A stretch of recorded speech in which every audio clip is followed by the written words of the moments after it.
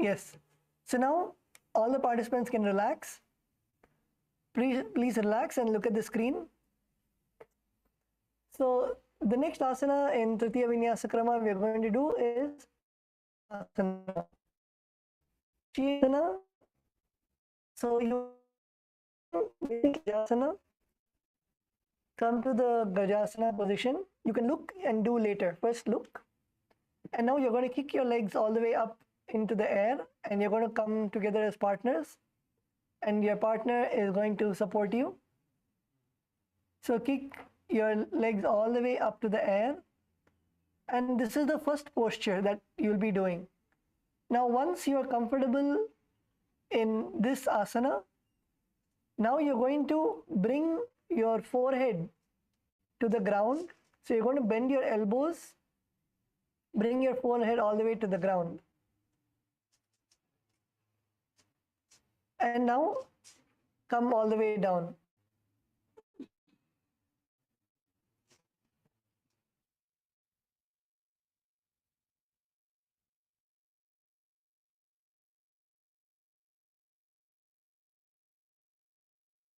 So this is the starting position, and then you will slowly go down and then come all the way down and then kick up back to a handstand. So first come to the handstand and then bend your elbows and come all the way down, and then you can lower yourself onto the ground. Doing this again and again. This is the Shenasana. So yes, all the participants come, let's all do this together now. So first, let's all get comfortable with standing on our hands. So let's partner up. Please come together as partners.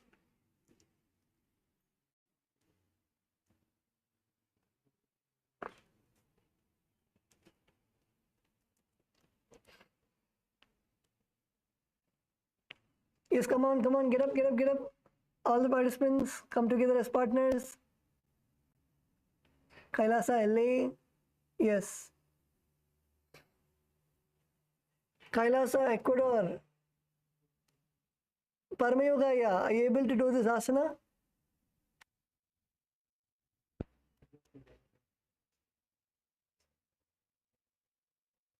Okay, wonderful. Now help Antoine Aya to do it.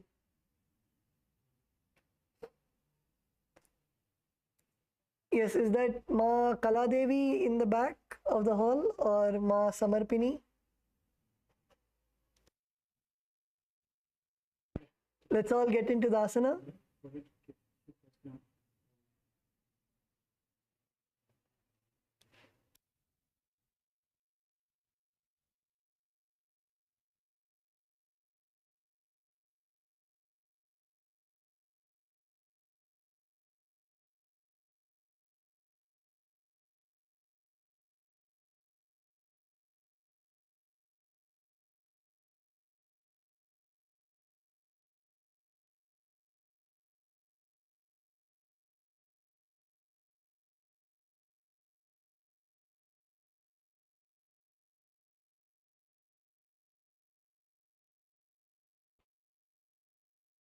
And if you want to do a little more warm up, you can look at the Acharya on the screen. Basically, you can rotate your wrists. You can rotate your wrists.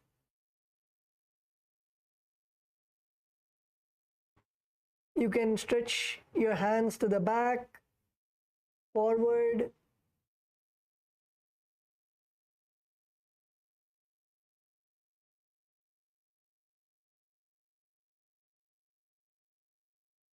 You can warm up your hands if you feel your hands are not, especially KAILASA LA.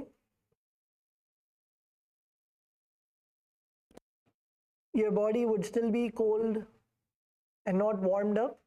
So you can warm up your body a little more before you get into the asana.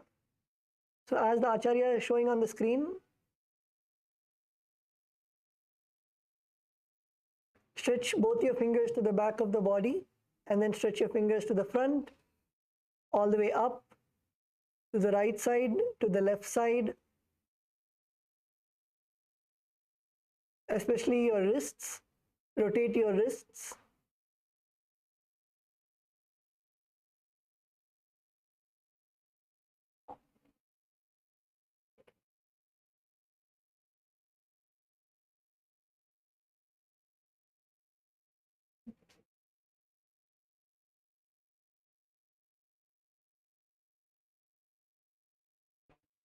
Yes, Kailasa, Bolivia, the Ma who is doing with support. Wonderful. The Ma on the blue mat. Wonderful, Ma.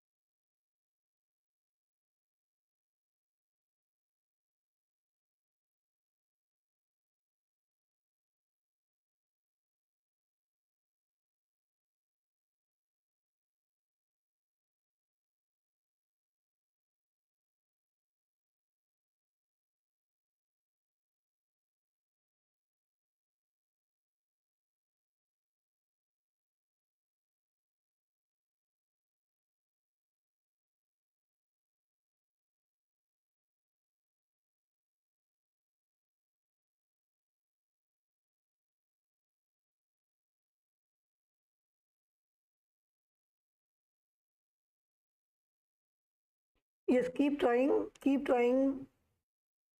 Become comfortable in standing in the handstand for at least a few seconds with the help of your partner.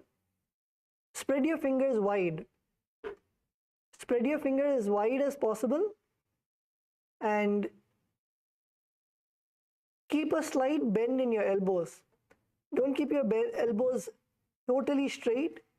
Keep a slight bend in your elbows and then kick yourself up. Kick yourself. Don't have the fear of falling. Your partner is there to support you. Kick yourself up nicely.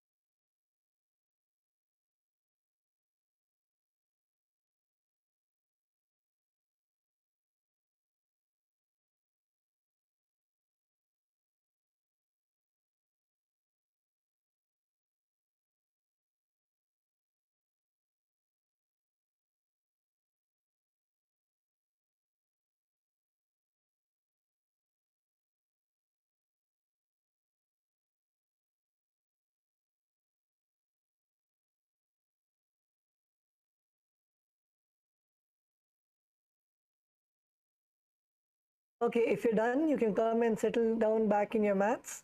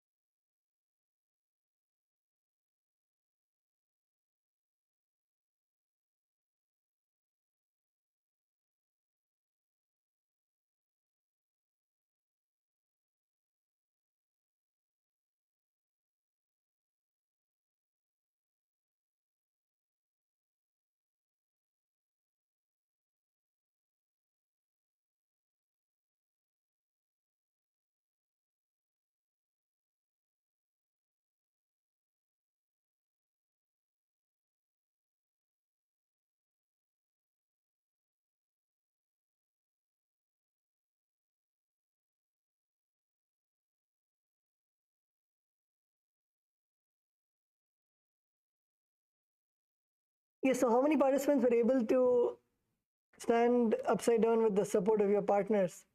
Raise your hands. How many of you were able to go up?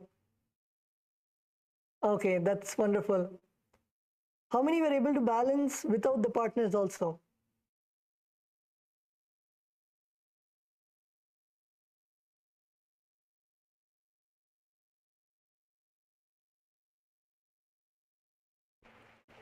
Okay, so the more we practice, the more we'll be able to balance and get comfortable in the asana.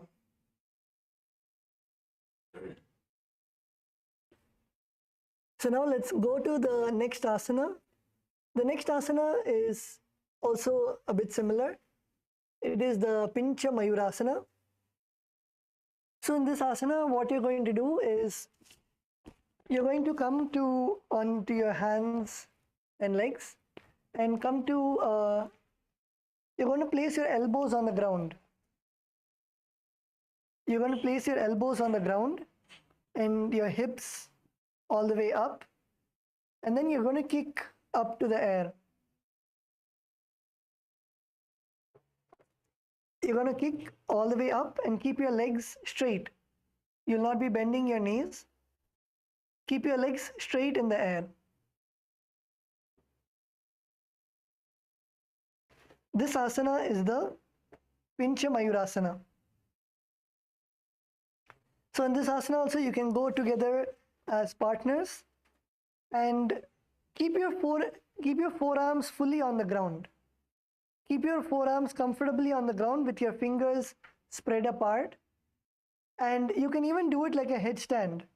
You can first put your head on the ground with your elbows like that, and then you can try to come up. First, try to do a headstand, and then when you're comfortable, slowly lift your face off the ground.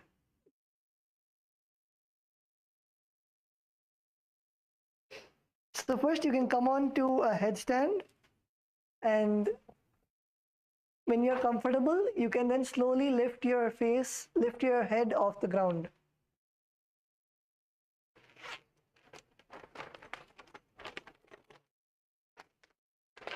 So let's all begin. Let's come together as partners. Bring your forehead on the ground.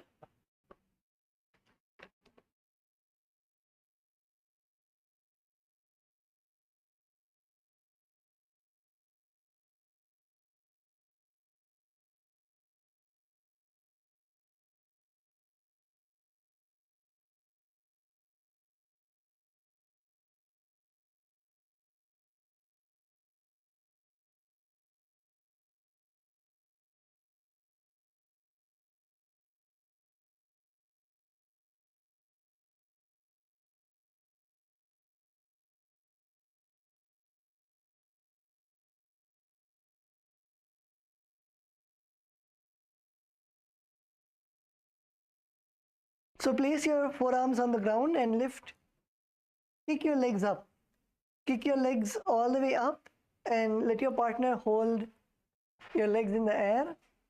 And when you're comfortable, when you're able to balance, switch the balance between your elbows and your hands. Keep your balance between your elbows and your hands. And shift your body weight. focus on the shoulder. Don't droop your shoulders. The shoulders, you should not be drooping. You should push your shoulders onto the ground. Push your shoulders down onto the ground and keep your shoulders strong. Keep your shoulders strong. Don't let it droop. Push your shoulders. Push your forearms to the ground and your body up.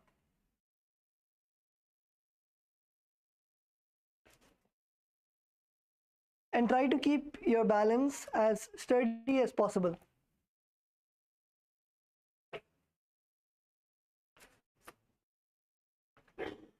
Balance as much as possible.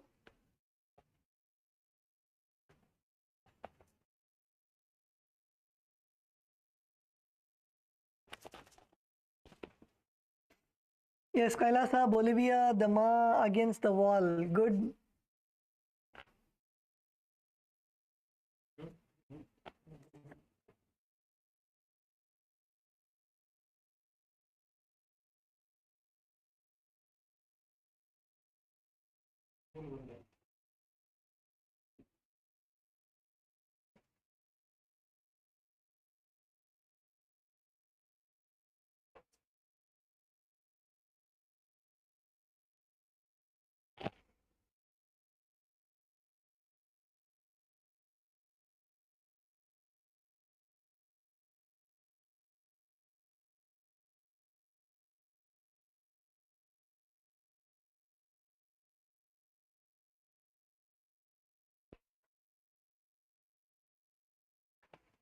Yes, Kailasa, yeah. Abhilasha, maybe you can help chase Aya.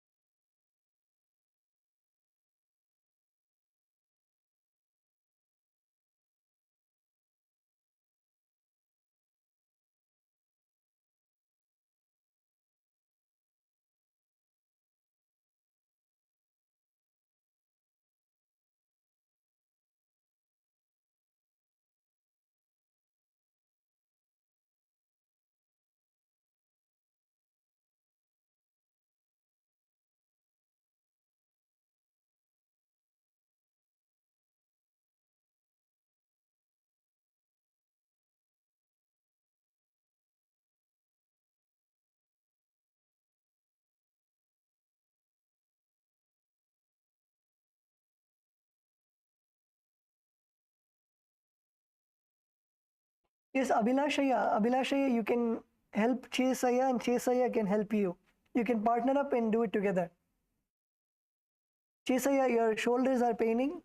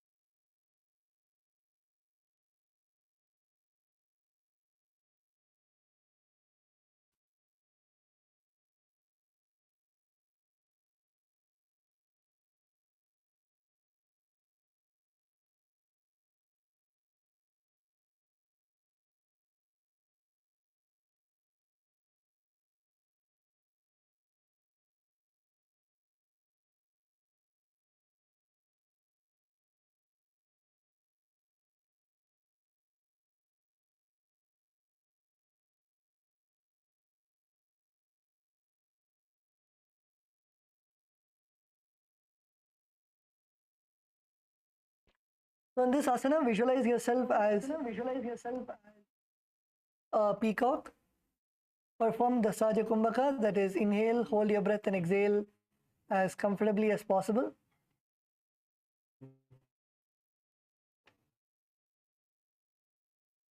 Perform the Mula Bandha, contracting your perineum, and the japa of Om Nithyananda Paramashivoham.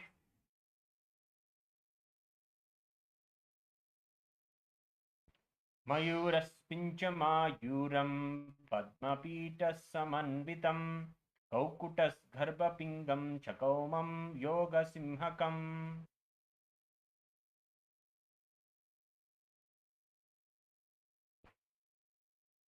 Yes, let's all now come back and settle down in your mats.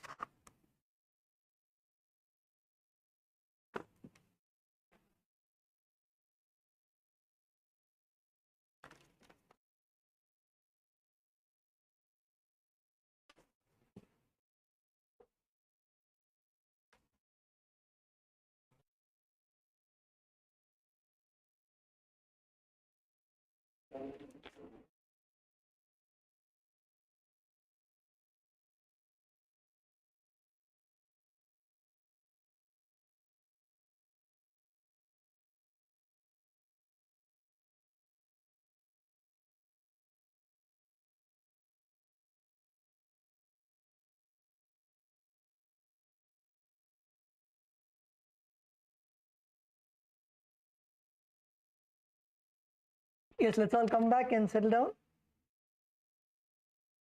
So how many of you were able to do this asana, the Pinchamayurasana? Can you raise your hands with the support of your partner or with the wall? If you're able to do, raise your hands. Yes, KAILASA Bolivia, KAILASA LA, Paramayoga, yeah, good. Okay. So with that, let's now go to the next asana. The next asana that we'll be doing today is the Godohikasana. So in this asana, you will come on to your toes on the ground and your heels raised up. Place your perineum on your heels. So keep your knees on the floor and your toes on the floor, and tuck your heels and sit your perineum on your heels. And now make your hands into a fist and rest them on your thighs. Make a fist with your hands and rest them on your thighs. And gaze to the nose. This asana is the Godohikasana.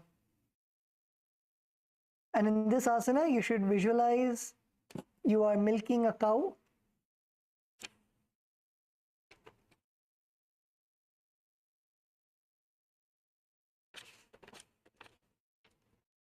Yourself milking cow.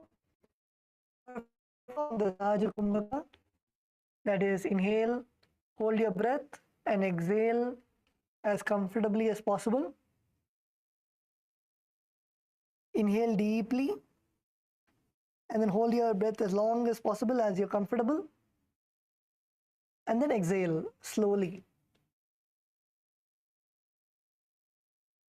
Perform the Mula Bandha, contracting your perineum, and the japa of Om Nithyananda Paramashivoham.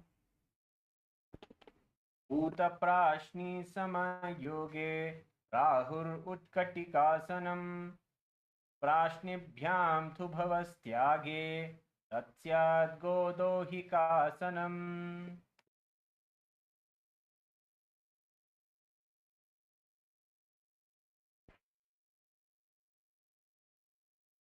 Now relax. The next asana is Ushtrasana 4. So all of us are going to come to a standing position. Please stand up on your mats.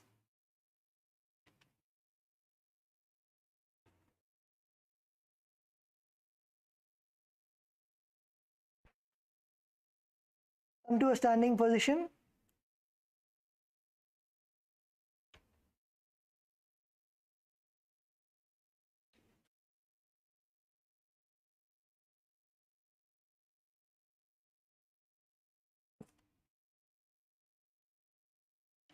Now stand on your toes and raise your arms above your head. Stand on your toes. Raise your arms above your head. Keep your hands separated. Don't bring your hands together. Your hands should be parallel next to your ears. And now raise your head upwards. Raise your head all the way up, your neck all the way back, and look to the ceiling. Look to the sky.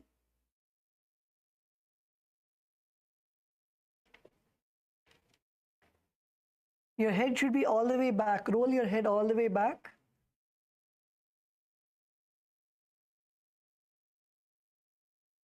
And gaze to the sky.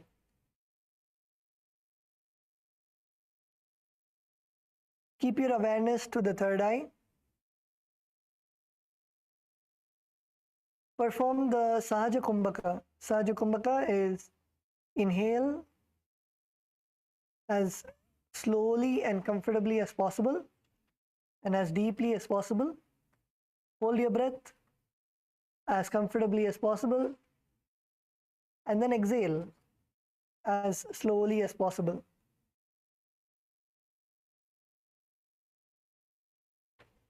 Perform the Mula Bandha, contracting your perineum, and the japa of Om Nithyananda Paramashivoham.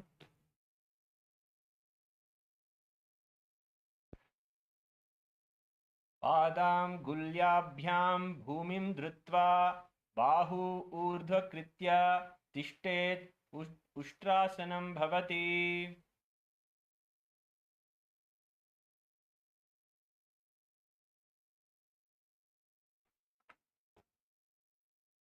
Now relax.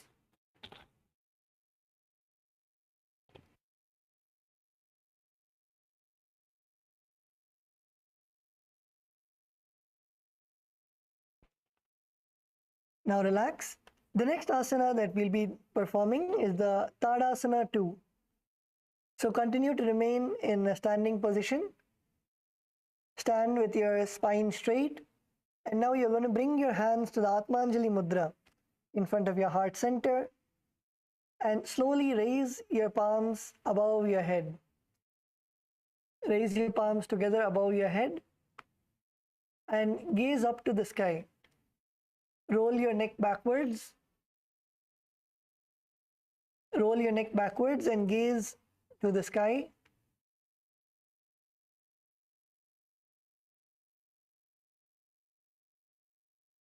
Bring your neck behind as much as possible. Feel the nice stretch in your neck.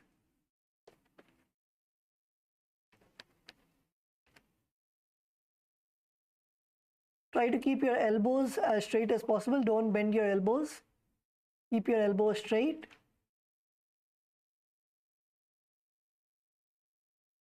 Visualize yourself as a mountain, standing stable for thousands of years.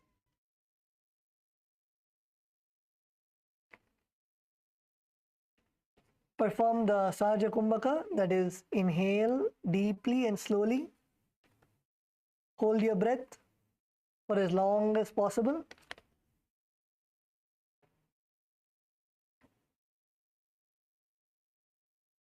And then exhale.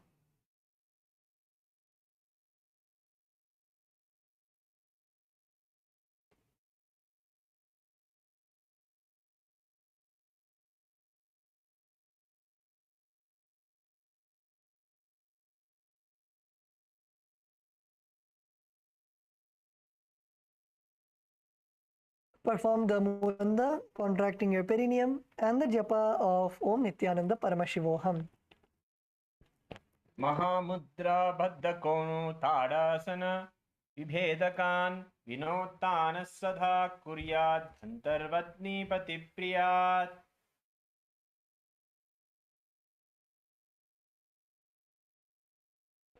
Now relax. Continue to remain in a standing position.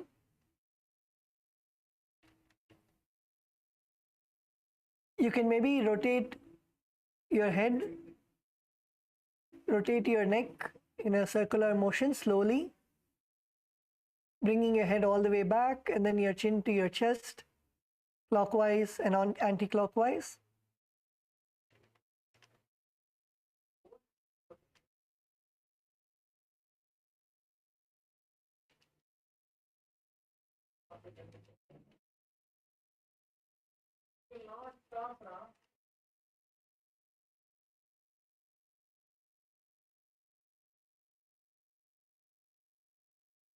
Yes.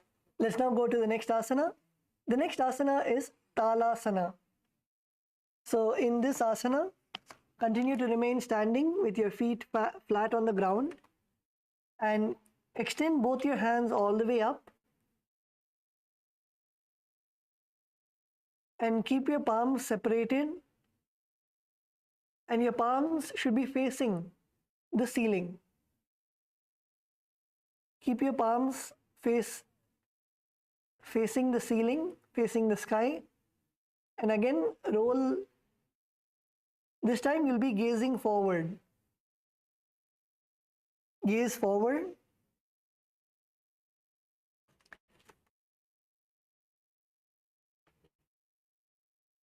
Visualize yourself as a palm tree.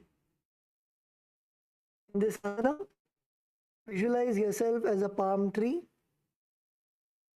Perform the Sahaja Kumbhaka. Sahaja Kumbhaka is inhale as deeply and slowly as possible, and then hold your breath for as long as possible, and then slowly exhale.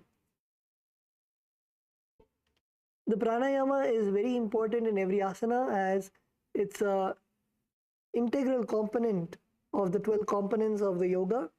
So make sure that you're not forgetting or missing the pranayama, and do the pranayama along with every asana.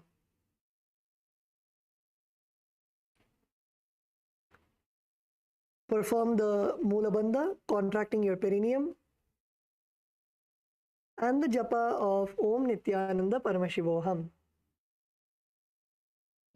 Desine panahayatani upara pramani stithi rakhavati panatadanata yeche atamam thatha udaramam asaniti bala vadeche.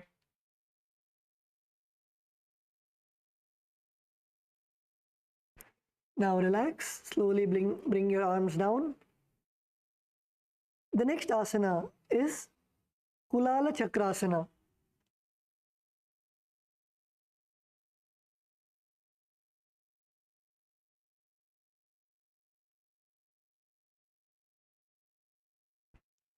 Now, in this asana, you will continue to stand tall on your mats. Now, raise your arms to the side. Keep your arms parallel to the ground and to the side. Now, swing your hands forward in a circular motion.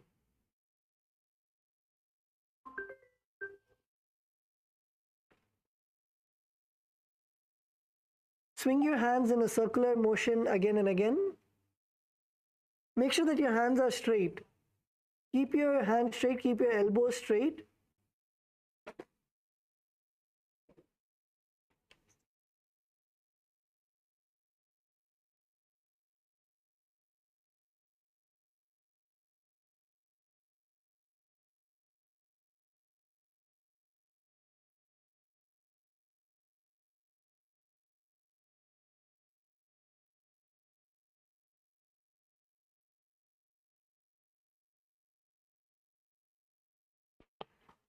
Visualize yourself as a potter's wheel.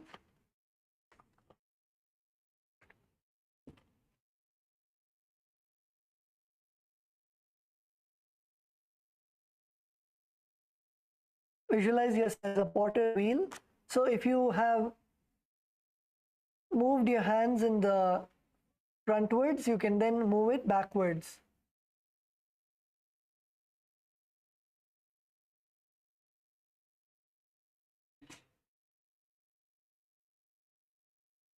You can now move your hands backwards.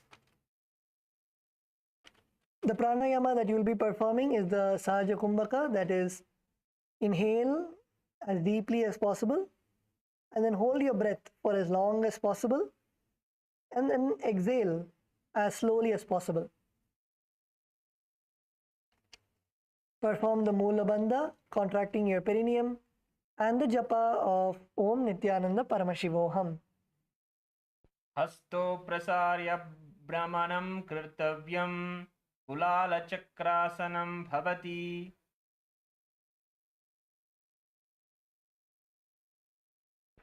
You can now relax, slowly shake your arms.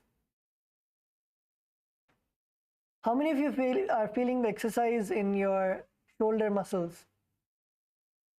How many of you are feeling a nice exercise happening to your shoulders? Okay, that's good. You can shake your arms.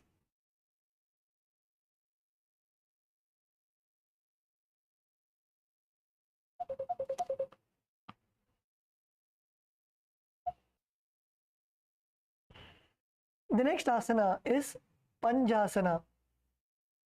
In this asana, you will now stand tall on your toes. So you come up onto your toes, continue to stay in a standing position and raise your toes. Raise on your toes, raise your heels above the ground. Keep your spine straight. And now cross your hands on your chest, holding your opposite arms. And gaze to the nose. So stand tall on your yoga mats and then raise your heels up to the air, come onto your toes, cross your hands over your chest and hold your opposite arms. Gaze to the nose. Visualize yourself as a caged bird being released.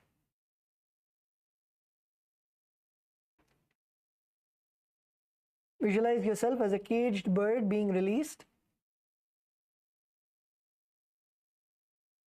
Perform the Sahaja Kumbhaka.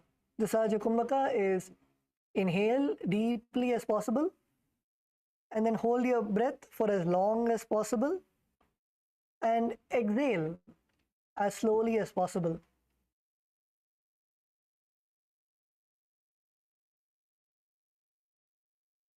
Perform the Mula Bandha, contracting your perineum, and the japa of Om Nithyananda Paramashivoham.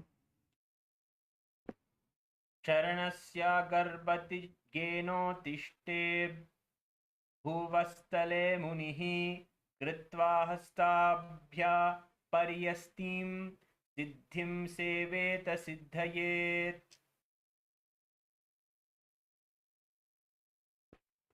Yes, now relax. You can bring your arms down.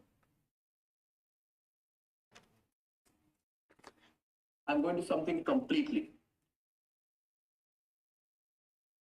The next asana is Ardha Chandrasana. So in this asana, continue to remain in a standing position. And now you're going to bring the sole of your left foot against your right knee. So bend your left foot and bring it against your right knee.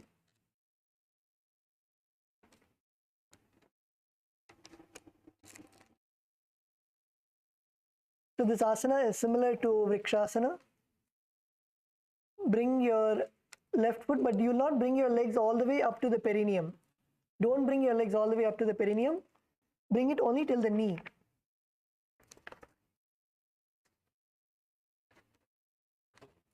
Now bring your palms together in front of your chest. Bring your palms together in front of your chest and gaze to the nose.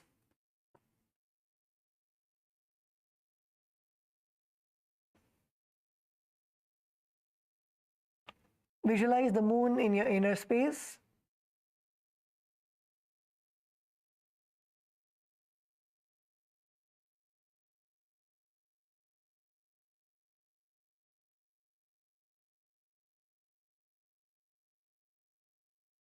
In this asana, we'll be performing the Ujjayi pranayama, that is inhale.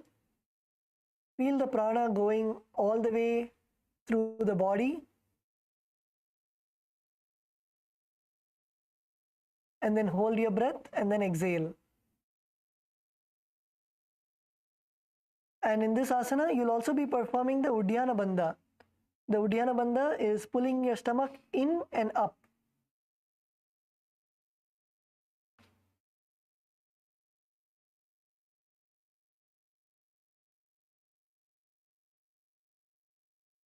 Pull your stomach in and up and perform the Mula Bandha, contracting your perineum, and the japa of Om Nithyananda Paramashivoham. एकेन पादेन भूमिम् अवस्थभ्य अन्यपादतलेन ऊरु अवस्थभ्य तिष्ठेत् आस्त इति पुनः पुनः कर्तव्यम् अर्धचन्द्रं भवति.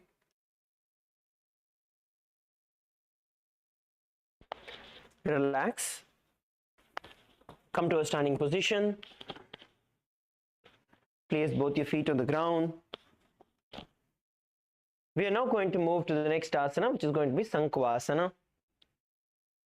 Now, once again, you're going to bring one heel to the opposite hip. So whichever feet you raise, you're going to raise that same foot up again. Bring one heel towards the opposite hip. Now, in this position, you're going to hold on to your foot with both your hands. Yes. Hold on to your foot with both your hands. Get yourself balance. And then slowly sit down as much as you can and stand up. So sit down as much as you can and stand up. Let's all perform the Sankhvasana. Come on, every one of you. Feet to the side, one foot to the side of the hip. Hold on to it.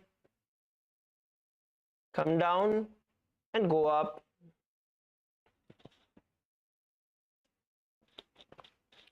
Try to sit down as much as you can. If you lose your balance, you can release and then come back to it.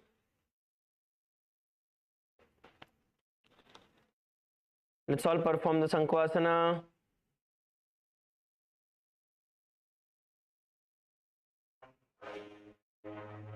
Now you can do it on the other side. Switch the sides.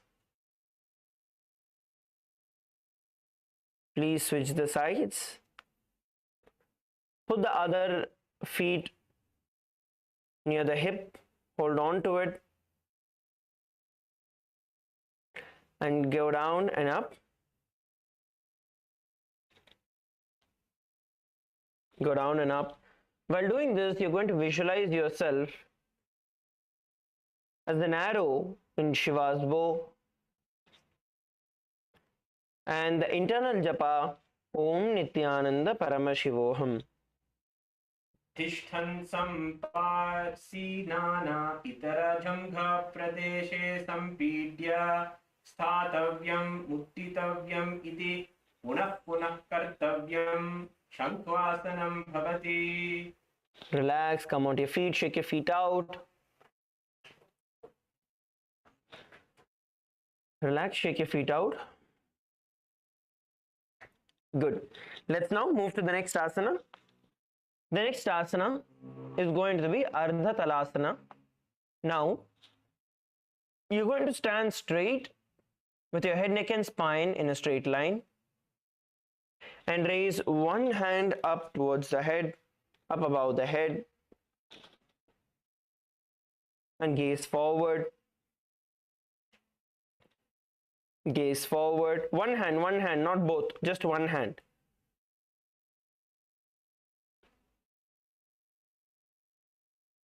One hand. Now visualize yourself as a palm tree in your inner space.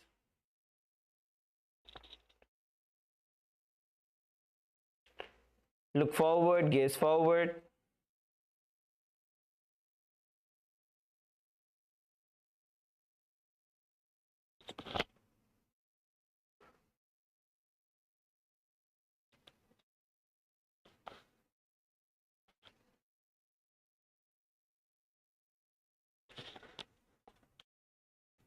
Just stand still.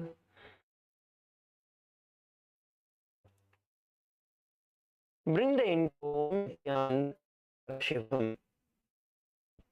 देहात ऊंचा करीने बंद पहलो रागिनी उभोरे ऊंचे कालासन कहे वायचे. Relax. Now let's enter into the next asana. The next asana we are going to be performing is Virabhadrasana 2. Now come towards the back of your mat, and from there step 1 foot forward, 1 foot forward, and the back foot facing forward. Now bend the leg that you stretched forward, bend it forward into 90 degrees. Bring the thigh parallel to the ground. Bring the thigh parallel to the ground. Extend the arms in front of you, palms facing outward, and gaze towards the front. Gaze towards the front. This is Virabhadrasana 2. So you want to make sure from the standing position, you step out 1 foot forward, and this foot is facing outward, okay? That foot is going to face forward. Now while you are in this position, while this foot is facing forward and that foot is facing outward, now bend the front knee, bringing your thigh parallel to the ground. Bringing your thigh parallel to the ground. Now you're going to keep looking toward the front. Now open your palms facing forward. Let's all perform the Virabhadrasana 2. If you feel your thighs are paining, you can relax and come back to the same position again.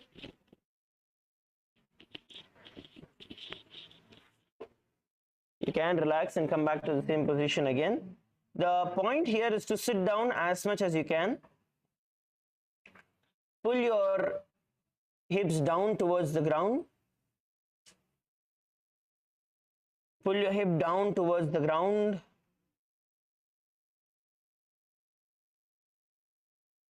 Okay. Now, at the count of 3, we're all going to go down and hold the position. Ready? 1, 2, 3, down. Visualize yourself as Lord Kalabhairava in your inner space and the internal japa Om Nithyananda Paramashivoham. उत्तानपादं क्रौञ्चं च मरीचिं वीरभद्रकं नटराजं त्रिकोणं च उत्ताङ्गष्टप्रसारणे. Relax. Relax, shake your feet out.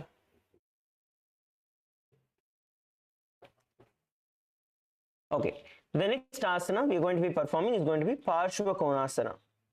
In Parshvakonasana, from the Virabhadrasana, the earlier asana that we are in, we're going to bend down, hinging forward.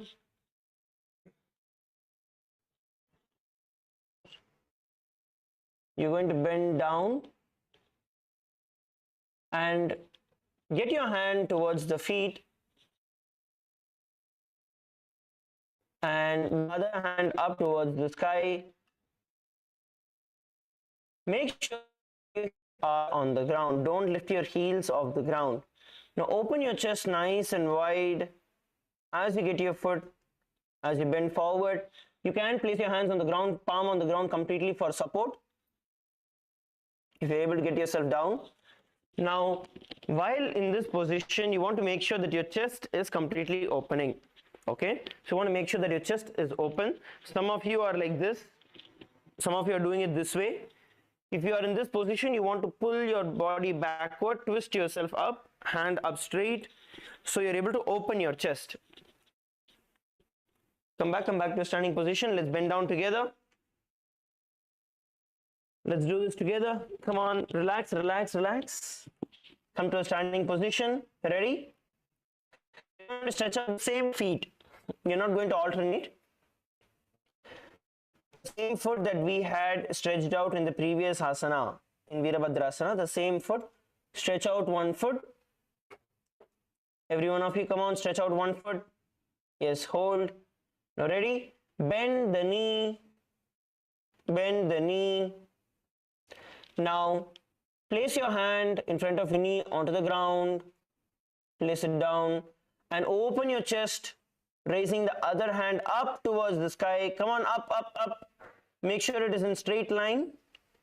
And open your chest out. Twist yourself. Now visualize Swamiji in your inner space and the internal japa Om Nithyananda Paramashivoham. सप्तचक्रे सालनाय वृक्षासनविशेषकान् जननेन्द्रियदाराध्या को न वेदान् समभ्यसेत्.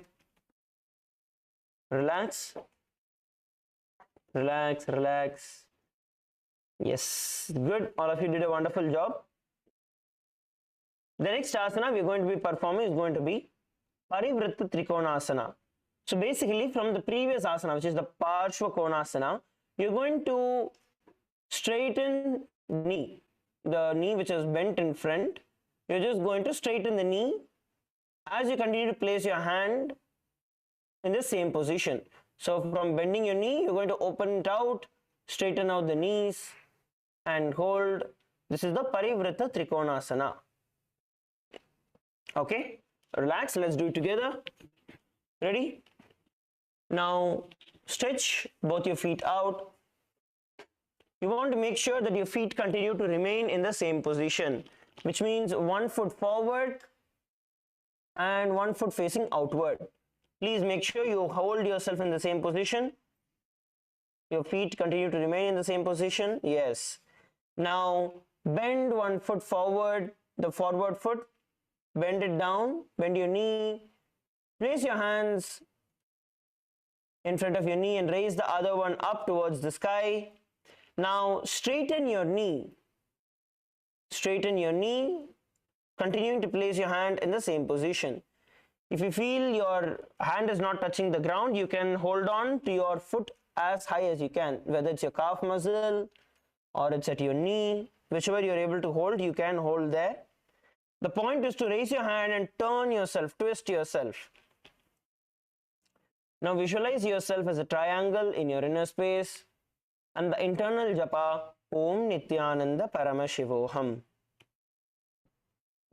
सप्तचक्रसालनाय वृक्षासनविशेषकान् जननेन्द्रियदाराध्या को न वेदं समभ्यसेत्. Relax. The next asana is going to be Virabhadrasana 3, which is going to be a progression from the previous asana, from the Parivritta Trikonasana, which is one foot forward. Now you're going to raise up onto the foot that is there in front of you. You're going to raise up onto that foot in front of you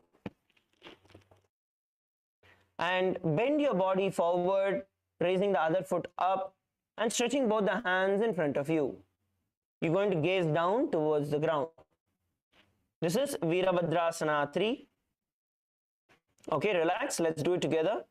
Now, while doing these kind of balancing asanas, you want to make sure that the foot on which you're going to balance is firmly rooted onto the ground. So, instead of going from the previous asana, we're going to directly get started from a standing position.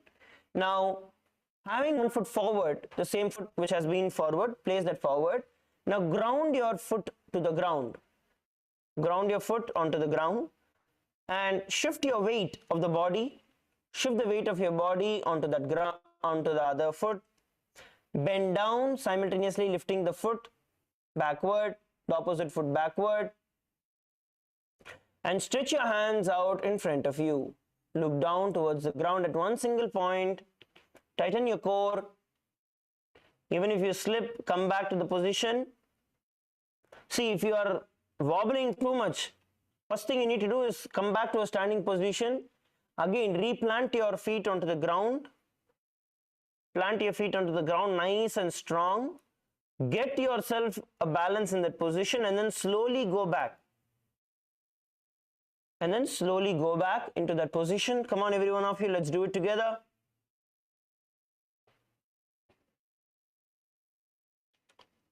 At the count of 3, we are all going to bend down, lifting our foot and hands. Ready? 3, 2, 1, bend. Now visualize yourself as Lord Veerabhadra in your inner space and the internal japa Om Nithyananda Paramashivoham. उत्तानपादं क्रौञ्चं च मरीचिं वीरभद्रकं नटराजं त्रिकोणं च सुप्ताङ्गष्टप्रसारणे. Relax. Now the next asana is going to be Vama Padasana. Now the foot that is planted firmly on the ground, you continue to keep it that way. Raise the other foot straight in front of you. Raise the other foot straight in front of you as you place your palms by your side. Okay, relax. So this would take a little bit of your thigh strength. So your thighs need to be strong. So let's do this asana together. Let's do this together now. Ready? You're just going to stand straight and lift your knee up and straighten out your foot. You can hold on to your thighs or knees for support. You can hold on to your thighs or knees for support. But the point is for us to be able to do it without support. Ready? Stand down, relax. Now shift the weight of your body onto one foot, planting it firmly on the ground, and lift the other foot in front of you and hold it there without any support. If you want balance, if you feel it's too hard, you can place your hands and hold on to your foot. You're going to visualize Swamiji in your inner space and the internal japa Om Nithyananda Paramashivoham. जामने पगा पूर्वभानि बाबो करीब दबे पगे उभय रेहवुम ते वाम पद्मासन कहे वायचे. Okay, relax, shake your feet out. Shake your feet out. Relax your feet. Now just hold on to your thigh and shake them. Shake your thigh out.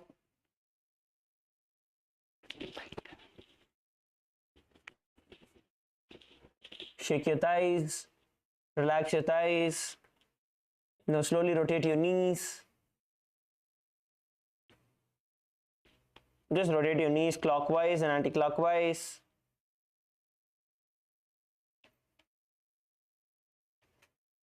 Relax your feet. Relax your knees, relax your legs. Kick them out.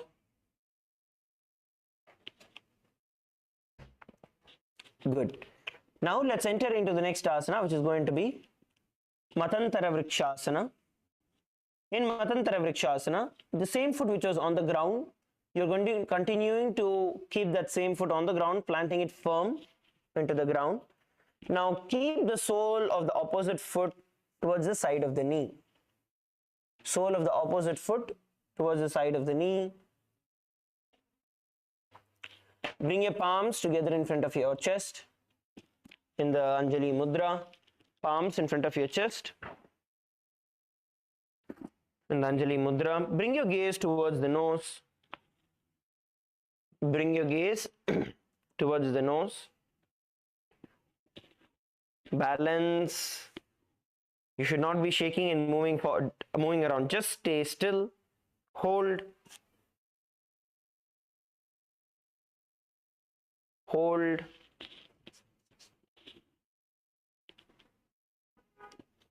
Visualize yourself as a tree in your inner space.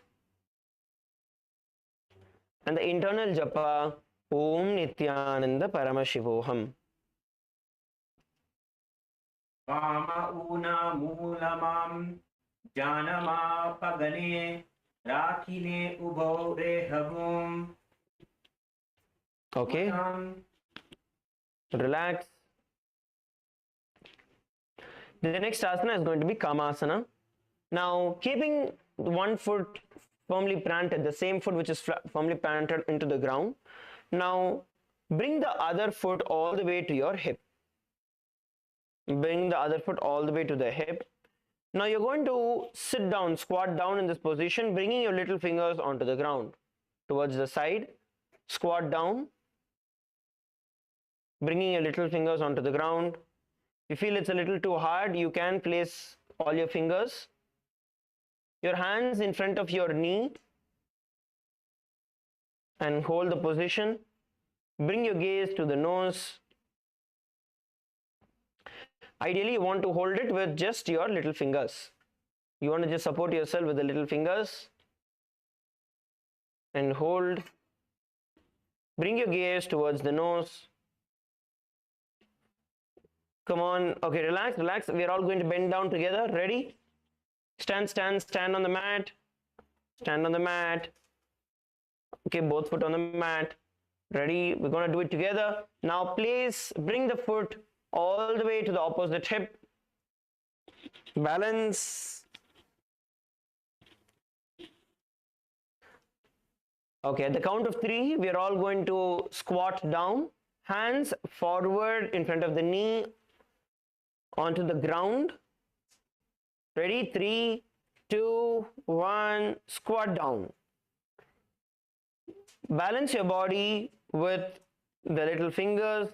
Bring your gaze towards the nose and embody pure love and unconditional love in your inner space and the internal japa Om Nithyananda Paramashivoham. नितंभे च पादगोष्ठी हस्ताभ्या मंगुलीयकम् अथ कामासनं वक्षे कामसंगेन हेतुना. Relax, come up, shake your feet out. Shake your feet out. You want to focus on trying and sitting as low as possible. Okay? Give yourself that extra stretch. Go that extra mile. Your thighs should be vibrating and shaking. Let's enter into the next asana, which is going to be Vimanasana. In Vimanasana, now we are going to be placing the same foot firmly planted into the ground. Place the opposite foot on top of the opposite knee. On the knee, not onto the hip, just onto the knee. Now, bend down, squat down. Placing your hands on the respective thighs. Hands on the respective thighs and bringing your gaze towards the nose. You're going to bring down your hip as low as possible towards the parallel towards the knee. Okay, let's do it together. Ready? Place. Now bring your foot towards the opposite knee, on top of the opposite knee. You're not taking it all the way to the thigh. It's only towards the knee. Yes. Now hold on to your foot and sit down, squat down, bringing your hip parallel towards knee, parallel towards the ground, hips parallel towards the ground. Place your hands on the respective thighs, bring your gaze towards the nose. Visualize yourself as the ancient Vimana, which is the Hindu aircraft, in your inner space, and the internal japa Om Nithyananda Paramashivoham. एकपादं भूमौ निधाय निपम्बं जानुप्रदेशे आनीय द्वितीयं पादं जानुनिधाय तिष्ठेत् विमानासनं भवति. Okay, relax. Relax, relax, relax. The next asana we are going to be performing is going to be Ardha Padasana. In Ardha Padasana, continuing to plant the same foot on the ground, you are now going to be bringing the opposite foot onto the side of your knee. Opposite foot onto the side of your knee. Bring your palms in front of your chest in the Anjali Mudra. Palms in front of your chest in the Anjali Mudra. Some of you are placing it on the thigh. Bring it down to the knee. You are not placing it up there. You are going to get it down towards the knee. So place the opposite foot at your knee level. Place your hands in the Anjali Mudra. Come on, Bolivia team, every one of you, get into the position, into the asana. Yes, good. Now hold. Visualize Swamiji in your inner space. Bring your gaze towards the nose. Gaze at your nose, at the tip of your nose.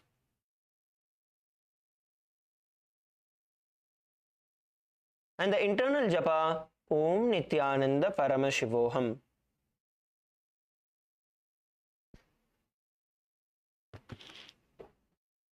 भेदरेव समं कुम्भो यः स्यात् सहितकुम्भकः.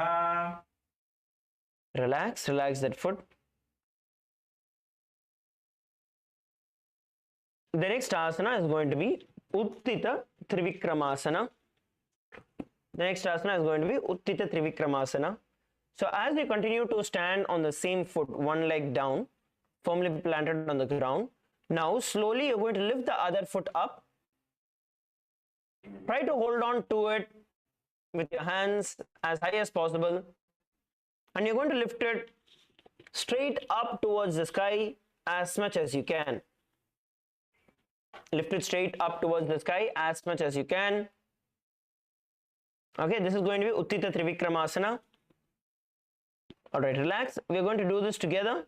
See, if you have a wall where you can place your foot, you can place your foot straight up on the wall there. If you have an empty wall, please make sure your feet are clean before you place your feet on the wall. Alternatively, what you can do is, while you are in a standing position, you can hold on to your calf muscles. You can hold on to your calf muscles and try to straighten it out as much as you can. Even if it is at a certain angle, that's okay. Try to pull it as much as possible towards your chest. Try to pull it as much as possible towards your chest. Okay, relax. We'll do this together. Ready? At the count of 3, we are all going to lift as high as possible. Come on, Bolivia team. Pull, pull, pull. You guys have to pull your back. Bolivia. Now, ready? 3, 2, 1, lift and hold the position. Visualize Swamiji in your inner space and japa Om Nithyananda Paramashivoham. उत्तानकूर्मपीठैश्च संहेस्गारुडमेव नयनं मुखं च भारद्वाजं त्रिविक्रमम्. Okay, relax. Relax, shake your feet out. Shake your foot out. Yes, shake it out. The next asana we are going to be performing is going to be Natarajasana 2, which is from the same position, which is planting one foot firmly on the ground, whichever is down, the same foot on the ground. Now, you're going to bend the foot back. Bend the foot back, holding on to your foot with your hand. Try to hold it with both your hands, pulling it up towards the sky. Okay, we're going to do this together. Just stand together. Shift the weight of your body to one foot. Bend the opposite knee backward, holding on with its hand. Now, try to pull it up towards the sky. Try to get both your hands, pull it with both your hands, try to hold on to it with both your hands from behind your back. This is Natarajasana 2. Let us do it together. Come on, LA team. Relax, let's do it together.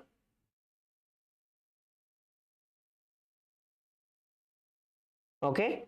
Now, place one foot firmly planted on the ground and hold on to the other foot from the back.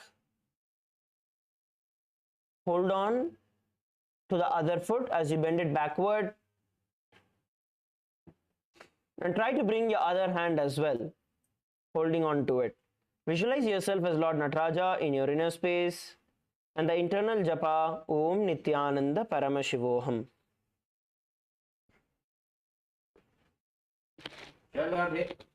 चलभासनभेदाश्च नटभेरुण्डनामके गण्डभेरुण्डसहिते शीर्षदण्डासनं तथा. Okay, relax. So we actually completed one whole set of the asanas on one side of the body. Okay, with either the left or the right planted. All of this is just one sequence moving from one into the other. We're going to be performing the same on the other side. Before that, we're going to be performing the Lata Vrishchika Karana. We're going to be performing the Lata Vrishchika Karana. Now, stand on your right foot with the knees bent and toes pointed outward. Bend the left knee and keep the heel behind the butt. Now keep the right hand next to the chest with fingers pointed up. Extend the left arm slightly.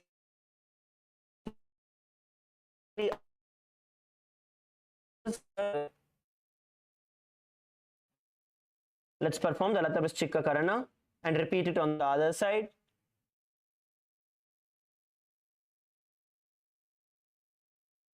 Repeat it on the other side. Switch sides. That's it. Whichever the knee is bent right gets stretched.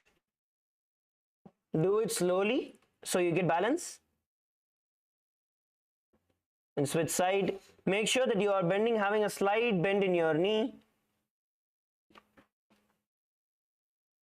The knee is not completely straight. Keep performing the Lata Vrishchika Karana on both the sides. And relax. Let us now enter into the Padasana. Stand tall, body together, feet together. Bring it together and the sides. And bring your gaze to the nose. Purna Padasana is a very important asana where actually you see, you're going to bring your awareness to your body now. You can actually close your eyes. Bring your awareness to the body and see how the body weight is spread on your knees. Is it more towards the front of your toes? Is it towards the side of your feet? Is it on your heels? Bring awareness to your body. Bring awareness to your body. Just stand without any movement. See how the weight of your body is getting dispersed onto your hips, onto your knees, onto your feet. Inhale and exhale. Just stand still.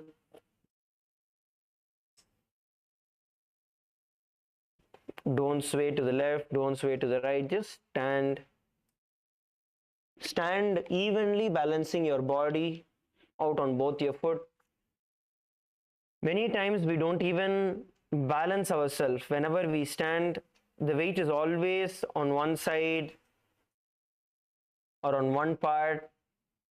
Now bring your awareness and evenly spread out the weight across your entire foot, on both your feet. Just stand. You should be able to stand without any movement. See how your shoulders are reacting. Are you keeping your shoulders tensed? Or is it relaxed? Keep your shoulders relaxed. Palms by the side. Stand straight. Inhale and exhale.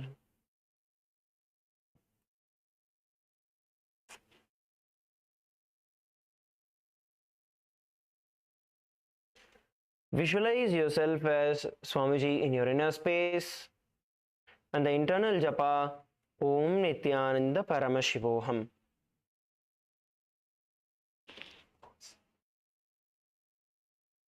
यावत् केवलसिद्धिः स्यात् तावत् सहितमं भयसेत् सूर्यो जयी शीतली च व्यस्तरी चैव चत्रिकः. Okay, relax. Now lie down on your back into Shavasana. Lie down on your mats into Shavasana. Relax your feet. Relax your feet. Palms by the side of your hips. Palms facing outward and up towards the sky. Slight gap between your feet. Don't touch the other person. Don't touch yourself. Inhale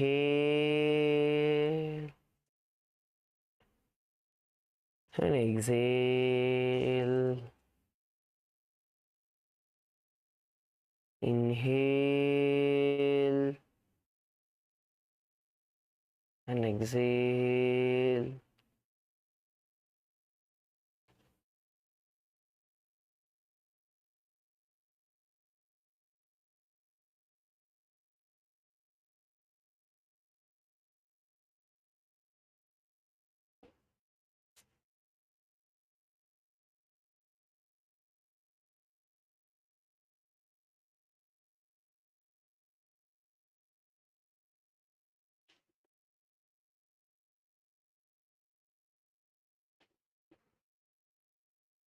Just relax.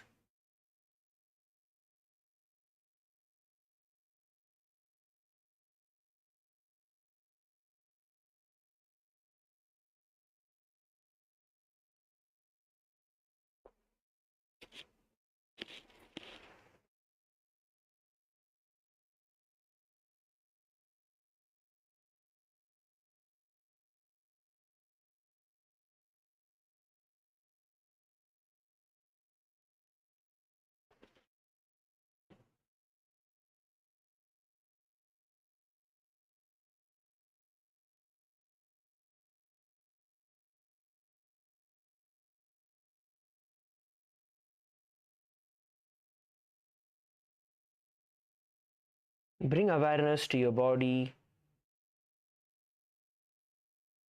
and see what is happening in your body.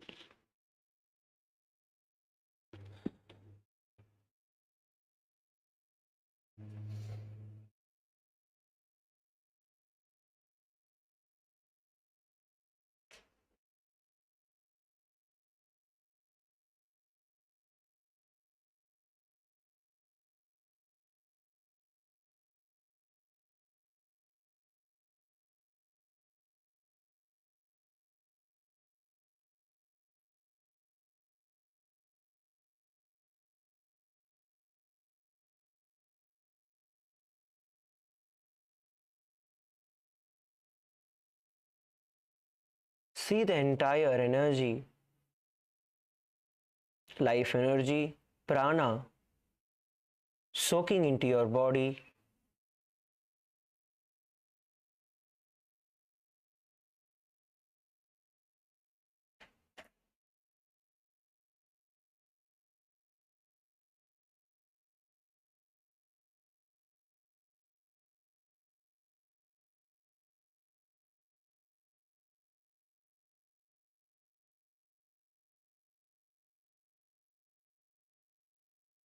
Become a pure receiver of the life energy.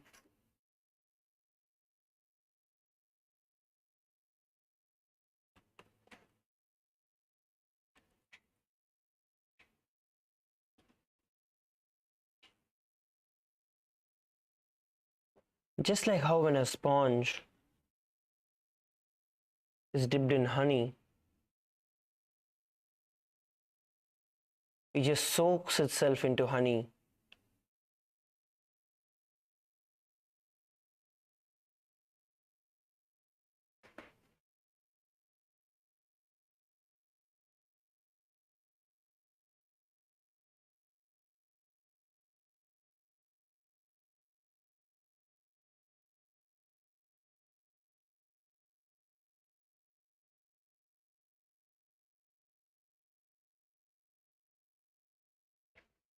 Let your entire body be filled with prana. Visualize every single pore of your body, every single pore on your skin is inhaling the prana.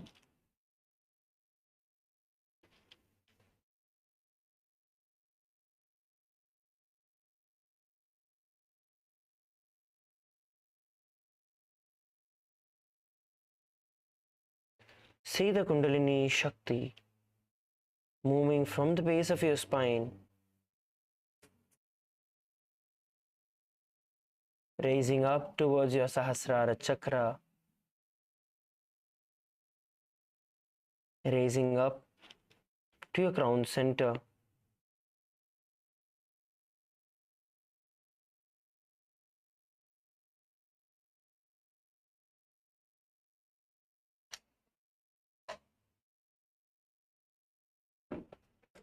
Just like molten gold flows, visualize that molten gold of Kundalini Shakti flowing up your spine and solidifying.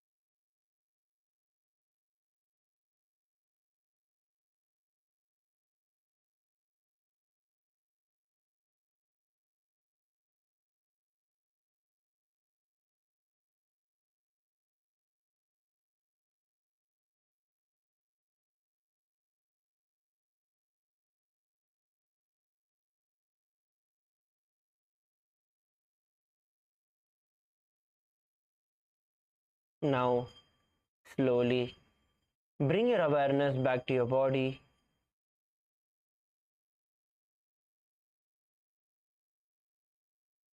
Bring your awareness back to your body. Slowly move your toes, move your fingers. Move your toes, move your fingers.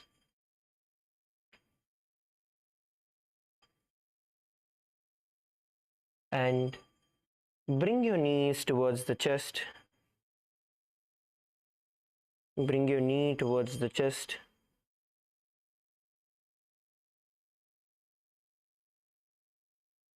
Now move towards the left and right. Sway yourself to the left and right.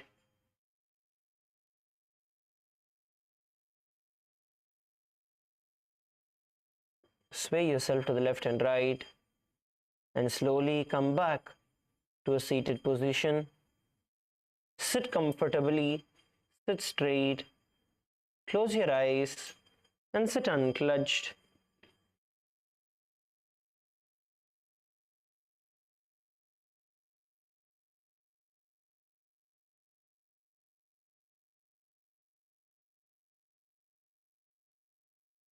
Just sit uncludged.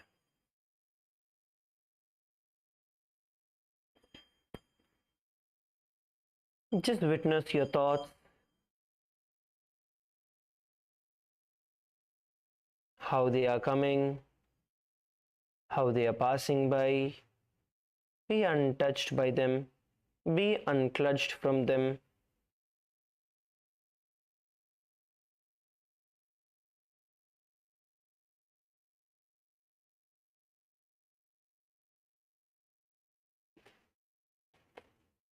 Inhale.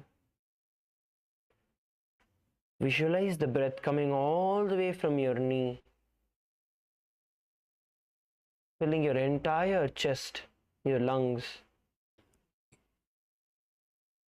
And exhale, breathing out all the way towards your knee.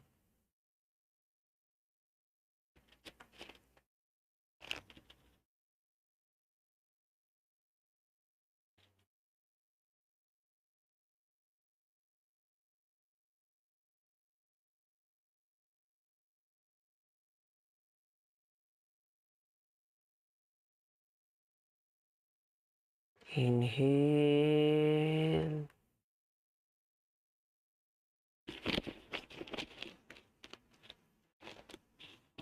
And exhale.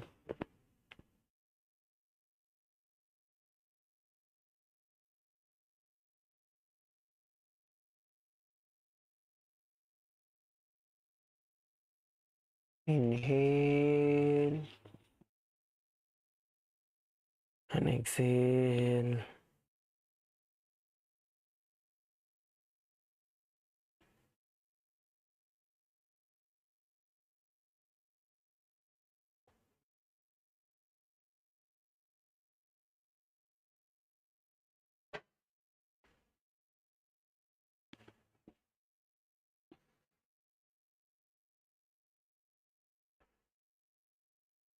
Sit still.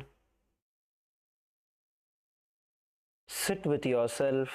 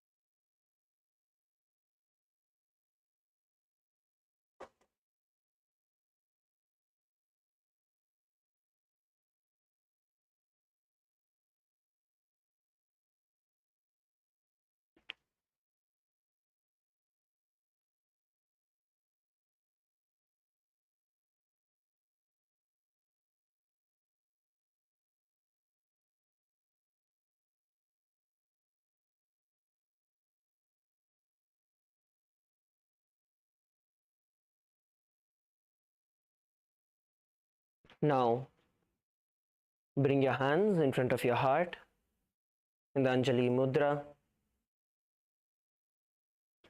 We are going to be closing with the Purna Mantra.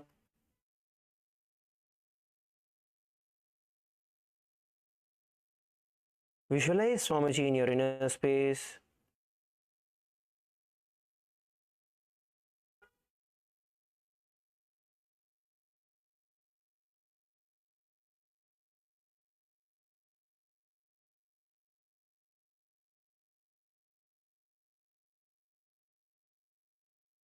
Offer your gratitude to Swamiji. Let's now chant the Purna Mantra. Om Purnamadav Purnamidam Purnat Purnamudachyate Purnasya Purnamadaya Purnameva Vashishyate. Om Shanti Shanti Shanti Hari Om Tat Sat. Sarvam Bhagavat Shri Nithyananda Paramashiva Padukarpanamastu. Om Nithyanandam. Thank you, everybody. We're going to be having a 15-minute quick break and then we'll gather back.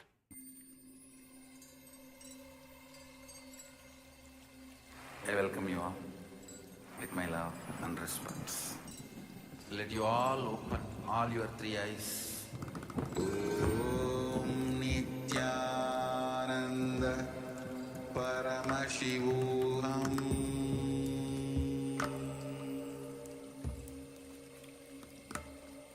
Om Nithyananda Paramashivoham.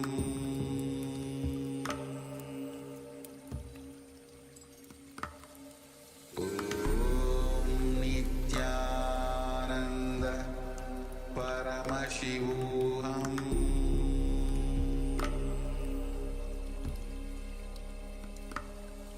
Om Nithyananda Paramashivoham.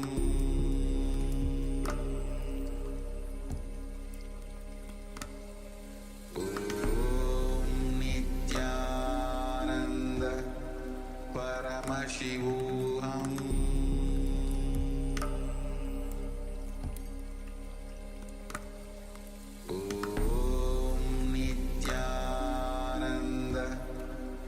Paramashivoham.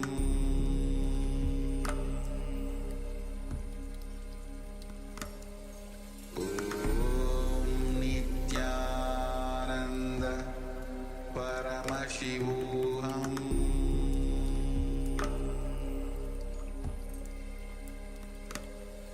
Om Nithyananda Paramashivoham.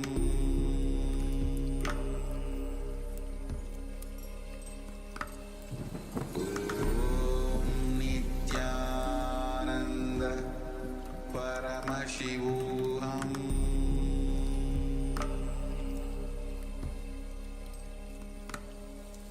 Om Nithyananda Paramashivoham.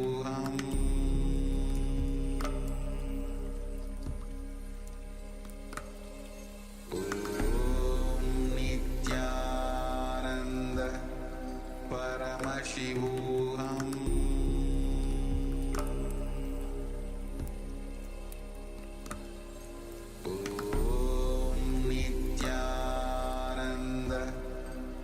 Paramashivoham.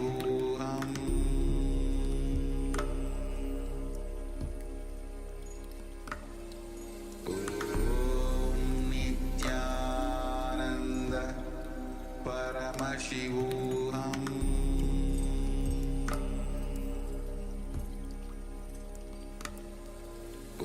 Om Nithyananda Paramashivoham.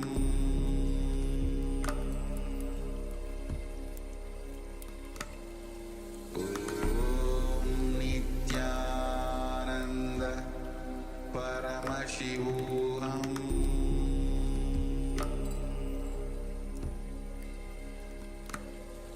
Om Nithyananda.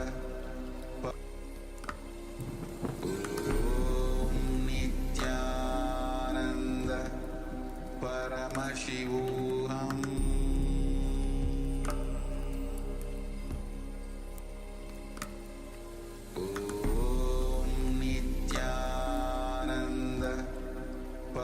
Paramashivoham.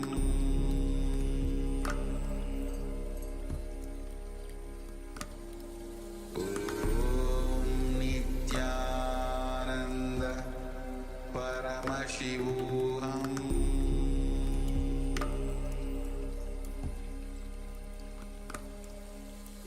Om Nithyananda Paramashivoham.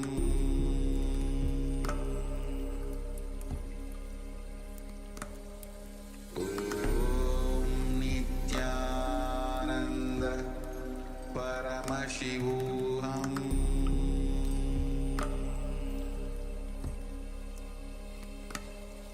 Om Nithyananda Paramashivoham.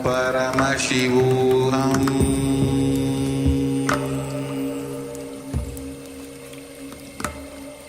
Om Nithyananda Paramashivoham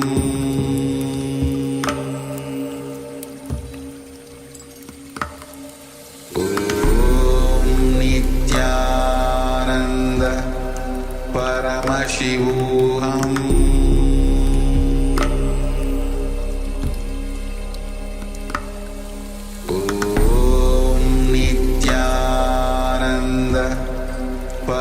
Paramashivoham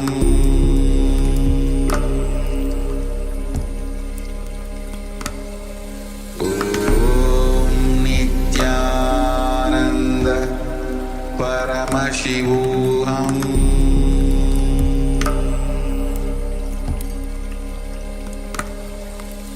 Om Nithyananda Paramashivoham Paramashivoham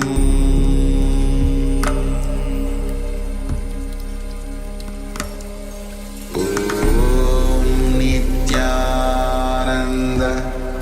Paramashivoham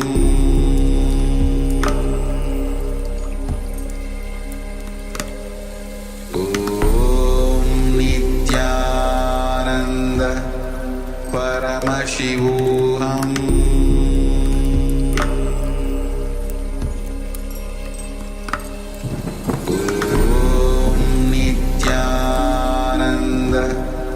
Paramashivoham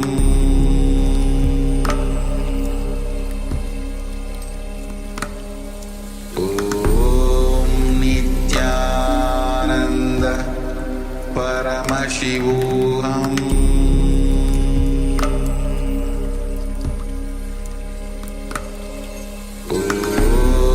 Nithyananda Paramashivoham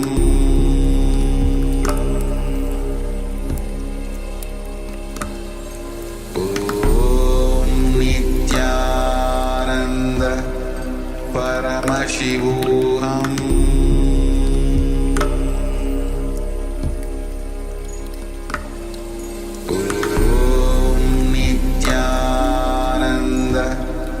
Paramashivoham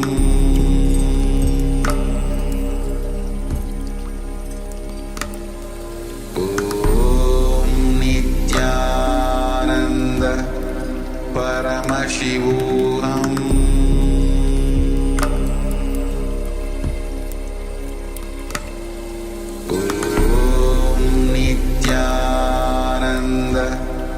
Paramashivoham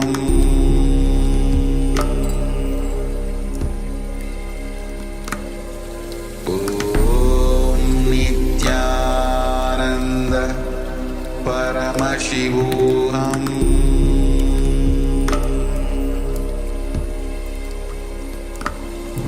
Om Nithyananda Paramashivoham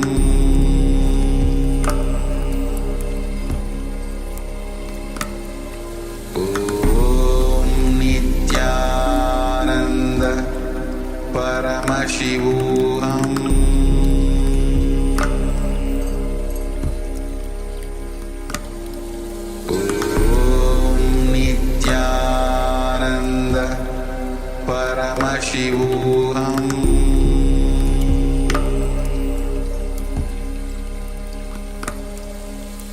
Om Nithyananda Paramashivoham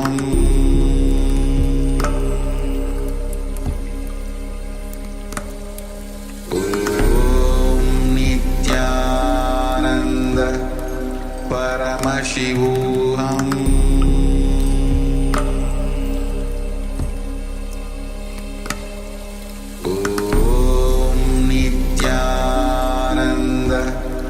Paramashivoham